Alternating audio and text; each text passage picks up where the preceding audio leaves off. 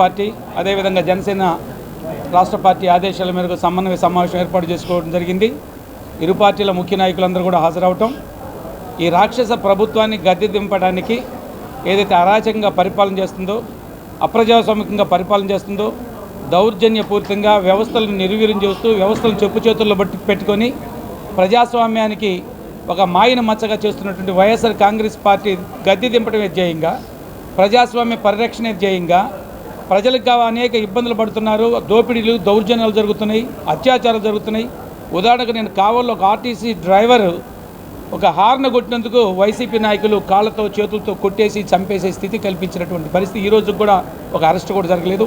ఇలా రాష్ట్రంలో ఎవరు ఈ వైఎస్ఆర్ కాంగ్రెస్ పార్టీ చేస్తున్న అవినీతి మీద కానీ అక్రమాల మీద కానీ దౌర్జన్యం మాట్లాడితే అక్రమ కేసులు పెడుతూ జైల్లోకి నెట్టేస్తే క్రమం 4.5 సంవత్సరాలుగా దుర్మార్గ పరిపాలన నడుస్తుంటే చంద్రబాబు నాయుడు గారు ఒక పక్క, మరొక పక్క లోకేష్ బాబు గారు రాష్ట్రంలో పర్యటిస్తూ, మరొక పక్క జనసేన అధినాయకుడు పవన్ కళ్యాణ్ గారు ప్రజాస్వామ్యంకి మచ్చలు ఏర్పడుతుంది, ప్రజాస్వామ్యానికి దుర్దినం ఏర్పడుతుందని ప్రశ్నిస్తే వీళ్ళందరినీ జైల్లోకి తోసే పరిస్థితుల్లో చంద్రబాబు నాయుడు గారు అక్రమ అరెస్టు చేసి జైల్లో పెట్టి ఈరోజు కూడా బెయిల్ రాకుండా ప్రభుత్వం చేస్తున్న దుర్మార్గ వైఖరి నిరసిస్తూ, అదేవిధంగా పవన్ కళ్యాణ్ గారి మీద జరుగుతున్న దాడులు కానీ, ఆయనకి చేస్తున్నటువంటి అన్యాయం కానీ, లేదా ఆయన మాట్లాడడానికి అనుమతి లేకుండా చేస్తున్న పరిస్థితి, వీటన్నిటి పరిస్థితుల దృష్ట్యా తెలుగుదేశం పార్టీ, జనసేన కలిసి పోరాటం చేసి రాబోయే ఎన్నికల్లో వైఎస్ఆర్ కాంగ్రెస్ పార్టీని గద్దె దింపడే ధ్యేయం.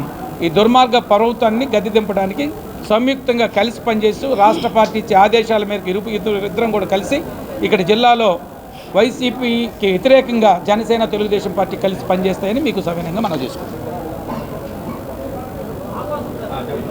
ఈరోజు ప్రకాశం జిల్లాలో, ఉమ్మడి ప్రకాశం జిల్లా జనసేన పార్టీ, టీడీపీ పార్టీ ఇరువుల కలయిక ఒక ఆత్మీయ సమావేశం జరుపుకోవటం నిజంగా మేమందరం స్వాగతిస్తున్నాం. రాబోయే రోజుల్లో ఉమ్మడి ప్రకాశం జిల్లాలో 12 నియోజకవర్గాలు కూడా ఇరు పార్టీలు సమన్వయంతో పనిచేసుకుంటూ 12 నియోజకవర్గాల్లో కూడా జనసేన పార్టీ, టీడీపీ పార్టీ జెండా ఎగురవేసే దిశగా ఒక ప్రణాళికలు రూపొందించుకుంటూ ఈ రాష్ట్రంలో జరుగుతున్నటువంటి పరిణామాలు, ప్రజాస్వామ్యంలో నిరసన తెలిపే హక్కు కూడా లేకుండా అక్రమ అరెస్టులు చేస్తున్నటువంటి ఈ రాష్ట్ర ముఖ్యమంత్రి జగన్మోహన్ రెడ్డిని, ప్రభుత్వాన్ని గద్దె దించే విధంగా ఈరోజు ఇక్కడికి విచ్చేసినటువంటి అబ్జర్వర్ అయినటువంటి తెలుగుదేశం పార్టీ నుంచి ఉమా గారు, అలాగే మా జనసేన పార్టీ నుంచి శ్రీనివాస్ యాదవ్ గారు ఇరువురు కూడా ఇక్కడికి రావటం, మేమందరం కూడా కలుసుకోవటం, ప్రధానంగా జిల్లాలో ఉన్నటువంటి సమస్యల మీద ఇరు పార్టీలు అధికారంలోకి వచ్చిన తర్వాత ప్రకాశం జిల్లాని అభివృద్ధి పదంగా ఏ విధంగా తీసుకొని వెళ్ళాలని కొన్ని తీర్మానాలు కూడా మేమందరం తీర్మానించడం జరిగింది. ఎందుకంటే ప్రకాశం జిల్లా పేరుకే ప్రకాశం, కానీ ప్రకాశం లేనటువంటి జిల్లా ఈ ప్రకాశం జిల్లా. ఇప్పటి వరకు ఇక్కడ ఎక్కువ పరిపాలించినటువంటి కాంగ్రెస్ పార్టీ కానివ్వండి, ఈరోజు వైఎస్ఆర్సీపీ పార్టీ కానివ్వండి, ఇరువురు కూడా అది అయ్యే వాళ్ళే నాయకులు. ఈ రోజు కూడా చెప్పిన మాట మీద ఏ రోజు నిలబడినటువంటి నాయకులు ఎవరైనా ఉండాలంటే ఈరోజు ఇక్కడ ఉన్నటువంటి ఈ జిల్లాలో వైఎస్ఆర్సీపీ పార్టీ శాసనసభ్యులు. వెలుగొండ ప్రాజెక్టు పూర్తి చేస్తామన్నారు. 2019 ఎంపీగా ఉన్నటువంటి ఈ రాష్ట్ర ముఖ్యమంత్రి స్వయాన చిన్నాయన వైవి సుబ్బారెడ్డి పాదయాత్ర చేసి వెలుగొండ ప్రాజెక్టు పూర్తి చేస్తా అన్నారు. ఈ రోజు కూడా మరలా ఎన్నికలు వస్తున్నాయి, వెలుగొండ ప్రాజెక్టు పూర్తి చేయలేకపోయారు. అదే వెలుగొండ ప్రాజెక్టు పూర్తయితే సుమారు 4,75,000 ఎకరాలకి తాగునీరు, 15 లక్షల మందికి తాగునీరు వెలుగొండ ప్రాజెక్టు ద్వారా పూర్తిగా చేయగలుగుతాం. ముఖ్యంగా ఈ జిల్లాలో వలసలు వెళ్తున్నారు. మరి వలసలు ఎందుకు వెళ్తున్నారాయా? ఇక్కడ ఏమన్నా ఉపాధి ఉందా లేదా అంటే ఖనిజ సంపద చాలా ఉంది. అడ్డదిడ్డంగా జిల్లాని చీల్చేసి కందుకూరు ఉండాల్సినటువంటి ప్రకాశం జిల్లాలో, నెల్లూరు జిల్లాలో కలిపేసి ప్రకాశం జిల్లా ప్రజల చెవుల్లో పూలు పెట్టినటువంటి ఘనత ఈ రాష్ట్ర జగన్మోహన్ రెడ్డి బంధువు అయితే ఎవరైతే చెప్తున్నారో బాలినేని శ్రీనివాసరెడ్డి గారి ఘనత. కనీసం ఇక్కడ ఉన్నటువంటి వైఎస్ఆర్సీపీ నాయకులు నేను ఒకటే అడుగుతున్నాను, నెల్లూరుకి ఆల్రెడీ ఒక పోర్టు ఉంటే పోర్టు ద్వారా ఎంతోమందికి ఉద్యోగ అవకాశాలు, ఉపాధి అవకాశాలు ఇవ్వాల్సింది పోయి ఆ పోర్టుని కూడా నెల్లూరు జిల్లాలో కలుపుతుంటే ఏమి చేతగాని వ్యక్తిగా ఈరోజు బాలినేని శ్రీనివాసరెడ్డి గారు ఉంటారు. అలాగే ప్రతి ఎన్నికల ముందు కూడా ప్రతిరోజు తాగునీరు ఒంగోలు అసెంబ్లీ నియోజకవర్గానికి తెస్తానంటారు. 400 కోట్లు సీఎం రాష్ట్ర ముఖ్యమంత్రి జగన్మోహన్ రెడ్డి ద్వారా మంజూరు చేయించారు. మళ్ళా ఈరోజు ఆ 400 కోట్లు కూడా ఏమైనాయో కూడా తెలియనటువంటి పరిస్థితి. మరి ఎందుకు పనులు ప్రారంభించలేదు? 3 నెలల్లో ఎన్నికల నోటిఫికేషన్ వస్తున్నాయి, కానీ ప్రజల చెవుల్లో పూలు పెట్టడం మాత్రం బాలినేని శ్రీనివాసరెడ్డి గారికి బాగా తెలుసు. పక్కా గృహాలు కల్పిస్తామన్నారు, పేదలందరికీ 25,000 మందికి పక్కా స్థలాలు ఇస్తామన్నారు, సొంత డబ్బులతో చీరలు పెట్టిస్తామన్నారు. మరి ఎక్కడ స్థలం కొన్నారనే దానికి కూడా చెప్పడానికి వీల్లేనటువంటి పరిస్థితి. కనీసం పోతురాజు కాలువ ఆధునీకరణ చేసుకునే పరిస్థితిలో కూడా ఇక్కడ ఉన్నటువంటి శాసనసభ్యులు బాలినేని శ్రీనివాసరెడ్డి గారు లేరంటానికి ఒంగోలు నియోజకవర్గ ప్రజలకి ఇవన్నీ చెప్పాల్సినటువంటి అవసరం ఉంది. రాష్ట్రంలో జరుగుతున్నటువంటి పరిణామాల దృష్ట్యా తెలుగుదేశం పార్టీ నిర్ణయించినటువంటి మేనిఫెస్టోలో సూపర్ 6, అలాగే జనసేన పార్టీ షణ్ముఖ వ్యూహం కూడా నవంబర్ 1 నుంచి ఇరు పార్టీ నాయకులు కలిసి నవంబర్ 1 ప్రతి ఇంటికి వెళ్ళి ఆ యొక్క జనసేన టీడీపీ ప్రభుత్వం యొక్క అవసరం ప్రజలకు వివరించి రాబోయే రోజుల్లో జనసేన పార్టీ టీడీపీ పార్టీ అధికారంలో ఉండే దిశగా వైఎస్ఆర్సీపీ పార్టీని తెలంగాణలో ఏదైతే జగన్మోహన్ రెడ్డిని రాళ్లతో కొట్టి తరిమారో అదేవిధంగా ఈ రాష్ట్రం నుంచి వైఎస్ఆర్సీపీ పార్టీ నాయకులందరినీ కూడా కొట్టి తరిమే రోజు 24 ఎన్నికలు ముందు రాబోతుందని చెప్పేసి ఈ సభా విధంగా మీడియా పరంగా వివరిస్తున్నాం. ఈ రోజున ఉమ్మడి ప్రకాశం జిల్లాలో జనసేన టీడీపీల సమన్వయ కమిటీ సమావేశం చాలా ఆహ్లాదకరంగా మనసు విప్పి మాట్లాడుకొని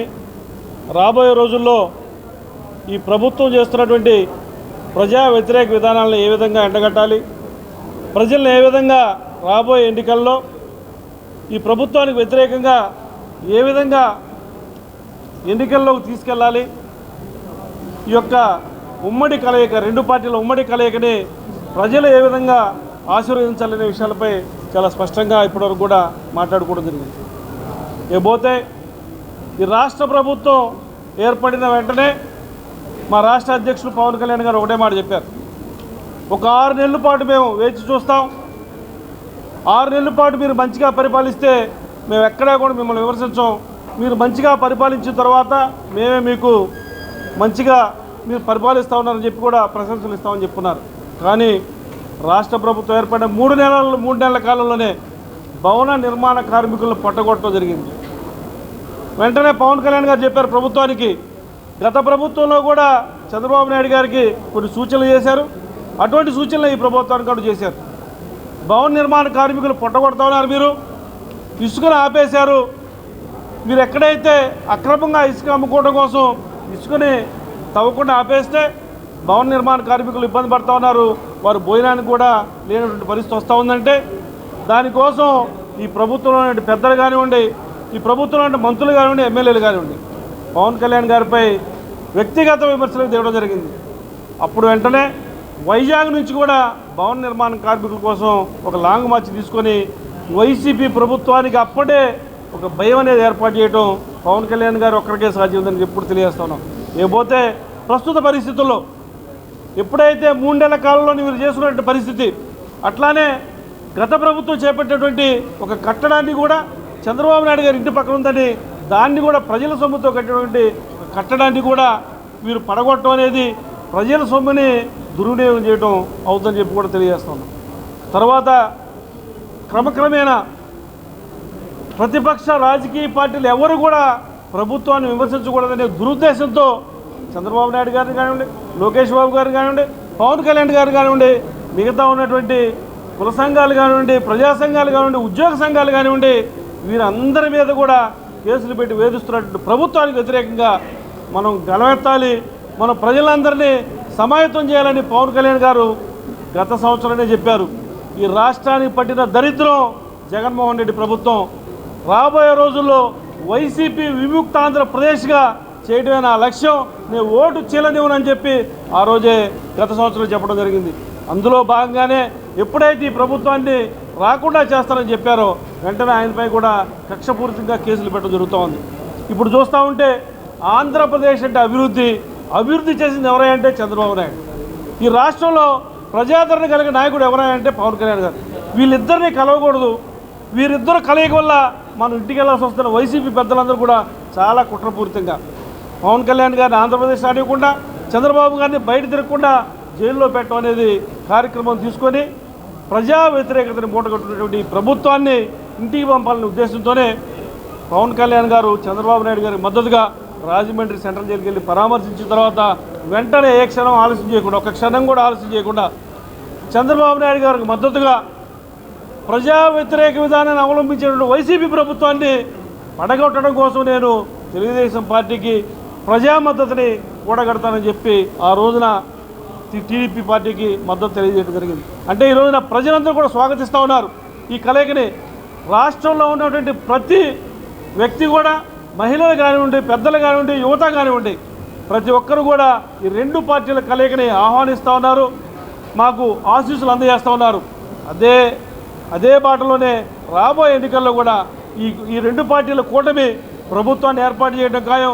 ఏదైతే ఈ అవినీతి అక్రమాలు చేసినటువంటి ఈ ప్రస్తుత ప్రభుత్వంలో ఉన్నటువంటి నాయకులందరినీ కూడా జైల్లో పంపడం ఖాయమని చెప్పి కూడా తెలియజేసుకుంటాం. ఒక్క ఛాన్స్ అధికారంలోకి వచ్చి ఈ రాష్ట్రంలో దోచుకోవడం ఒకే లక్ష్యంగా పెట్టుకొని ఎప్పటి నుంచో ఉన్నటువంటి సంక్షేమ పథకాలకి తన పేర్లు పెట్టుకొని తన వాళ్ళకే అందిస్తూ నిబంధనల పేరుతో రాష్ట్ర ప్రభుత్వం పూర్తిగా వంచినటువంటి వ్యక్తి జగన్మోహన్ రెడ్డి. అభివృద్ధిని పూర్తిగా మూలన పడేశాడు. జే ట్యాక్స్ పేరుతోటి ప్రజల్ని దోపిడీ చేస్తూ ఉన్నాడు. అరాచకాల్లో ప్రతిపక్ష పార్టీ నాయకుల్ని భయభ్రాంతులకు గురి చేసి తిరగకుండా చేసి ప్రజల్లో చైతన్యం కూడా కలగకుండా చేసి ఈ నాయకుల్ని భయపెట్టి తనకి గెలవాలనే కుట్రతో ముందు పోతున్న జగన్మోహన్ రెడ్డిని తరిమి కొట్టాలనే లక్ష్యంతో జనసేన అధినేత పవన్ కళ్యాణ్ గారు చంద్రబాబు నాయుడు గారిని రాజమండ్రి సెంట్రల్ జైల్లో ములాఖాతులో మాట్లాడి కలిసి పోటీ చేద్దాం, జగన్మోహన్ రెడ్డిని వైఎస్ఆర్ పార్టీ తరిమి కొట్టాలి, ఈ రాష్ట్రంలో జగన్మోహన్ రెడ్డి పరిపాలనని దించేసి తరిమి కొట్టే విధంగా మనం కృషి చేయాలని చెప్పేసి చేసిన పిలుపుని ఈరోజు భాగంగా ఉమ్మడి ప్రకాశం జిల్లాలో రెండు పార్టీల నేతలను కూర్చొని కింది స్థాయి వరకు కలిసి ఎటువంటి అభిప్రాయాలు బెదలకుండా పనిచేయాలి, జగన్మోహన్ రెడ్డిని తరిమి కొట్టాలని చెప్పేసి నిర్ణయం చేసినందుకు చేయడం ఈ కార్యక్రమంలో పాల్గొన్నటువంటి పెద్దలందరూ కూడా నేను ధన్యవాదాలు తెలియజేస్తాను. ఇంతేకాకుండా జగన్మోహన్ రెడ్డి దళితుల పట్ల చవతి ప్రేమ చూపిస్తూ ఉన్నాడు. అందరికీ వచ్చేటువంటి పథకాలు మాత్రం వాళ్ళకి అందిస్తారు. దళితులు, గిరిజనులు, బీసీలకి తను కొత్తగా ప్రత్యేకంగా ఇచ్చేదంటూ ఏమీ లేదు. ఎస్సీ కార్పొరేషన్ని, ఎస్టీ కార్పొరేషన్ని, బీసీ కార్పొరేషన్ నిర్వీర్యం చేయడం తప్పితే వాళ్ళకి ఉద్యోగాలు ఇచ్చుకోవడం తప్పితే వాటి ద్వారా ఒక్కటి కూడా ఇవ్వలేదు. ఇంకా పెద్ద తప్పేదంటే డాక్టర్ బిఆర్ అంబేద్కర్ విదేశీ విద్యానిధి పథకం తీసేసి నిస్సగ్గుగా జగన్మోహన్ రెడ్డి పేరు పెట్టుకున్నారు. అంటే రాజ్యాంగం అన్నా, రాజ్యాంగ నిర్మాతలన్నా జగన్మోహన్ రెడ్డికి ఎటువంటి గౌరవం లేదని కూడా తెలియజేస్తూ ఈరోజు రాష్ట్రంలో అన్ని వర్గాల ప్రజలు కూడా జగన్మోహన్ రెడ్డిని తరిమి కొట్టాలని చెప్పేసి నేను పిలుపునిస్తా ఉన్నాను. Thank you very much. నమస్కారం. ఉమ్మడి ప్రకాశం జిల్లా తెలుగుదేశం జనసేన సమన్వయ కమిటీ సమావేశం నాయకులందరూ కూడా కలిసి కూర్చొని, ముఖ్య నాయకులంతా కూడా శాసనసభ్యులు, మాజీ శాసనసభ్యులు, రెండు పార్టీలకు సంబంధించిన ముఖ్య నాయకులు, అట్లాగే జనరల్ సెక్రటరీ శ్రీనివాస్ యాదవ్, నేను కూడా ఈ కార్యక్రమంలో అందరం పాల్గొన్నాం. చక్కగా అందరం కూడా మనసిప్పి రాబోయే రోజుల్లో 2024 ఎన్నికల్లో ఈ వైసీపీ సైకో ప్రభుత్వాన్ని తరిమి కొట్టడానికి కలిసి ఉమ్మడి పోరాటం, ఉమ్మడి కార్యాచరణ ప్రణాళిక, అదేవిధంగా ఎజెండా కూడా ఈరోజు మీ అందరికి కూడా ఇవ్వటం జరిగింది. ముఖ్యంగా ఇప్పుడే పెద్దలందరూ కూడా చెప్పినట్టు ప్రజావేదిక విధ్వంసంతో ప్రారంభమైన జగన్ రెడ్డి విధ్వంస పరిపాలన నిన్న కావల్లో ఏపీఎస్ఆర్టీసీ డ్రైవర్ రామ్ సింగ్ని హారన్ కొట్టినందుకు రోడ్డు మీద పడేసి కొట్టిన విధానం జగన్మోహన్ రెడ్డి పరిపాలనకు అర్థం పడతా ఉంది. మాఫియా శక్తులకి, అరాచక శక్తులకి, గంజాయి బ్యాచ్, మద్యం మత్తు, నాసిరకం మద్యం మత్తు మందులో వెచ్చలవిడి వాడకం, గ్రామాల్లో బడ్డీ కొట్టుల దగ్గర నుంచి గంజాయి లేని గ్రామం లేదు వాడు రాష్ట్రంలో. ఇదే జగన్మోహన్ రెడ్డి పరిపాలన. ఆ రోజు ప్రజా దర్బార్లో వైజాగ్ వెళ్ళిన పవన్ కళ్యాణ్ గారిని బలవంతంగా పోలీసులు కారులో కూర్చోబెట్టి హోటల్లో నిర్బంధం చేశారు. విజయవాడ వచ్చిన పవన్ కళ్యాణ్ గారిని ఆ రోజు హైదరాబాద్ నుంచి విజయవాడ వచ్చిన నారా చంద్రబాబు నాయుడు గారు డైరెక్ట్గా నోవాటెల్ హోటల్కి వెళ్ళి పరామర్శించి మీడియా సమావేశంలో జరగబోయే అనర్థాలని పవన్ కళ్యాణ్ గారు చంద్రబాబు నాయుడు గారు విజయవాడ నోవాటెల్ హోటల్ ముందే చెప్పారు. అదే పునరావృతమైంది. 51 రోజులుగా ఏ తప్పు లేకుండా, ఎటువంటి ఆధారాలు లేకుండా, ఎటువంటి మనీ ట్రయల్ లేకుండా, ఎఫ్ఐఆర్లో పేరు లేకపోయినా 2000 మంది పోలీసులు పెట్టి అర్ధరాత్రి పూట బస్సులో ఉన్న ఆయన లేపి రాజమండ్రి సెంట్రల్ జైల్లో నిర్బంధం చేశారు. అదే వైఎస్ రాజశేఖర రెడ్డి తమ్ముడు వైఎస్ వివేకానంద రెడ్డి హత్య కేసులో కడప ఎంపీ అవినాష్ రెడ్డి ముద్దాయిగా అరెస్ట్ చేయడానికి వచ్చిన సిబిఐ, ఈ దేశంలో అత్యున్నతమైన విచారణ సంస్థ సిబిఐ 5 రోజులు జగన్మోహన్ రెడ్డి పోలీస్ యంత్రాంగం అరెస్ట్ అవనివ్వకుండా సిబిఐ చీఫ్ మారే వరకు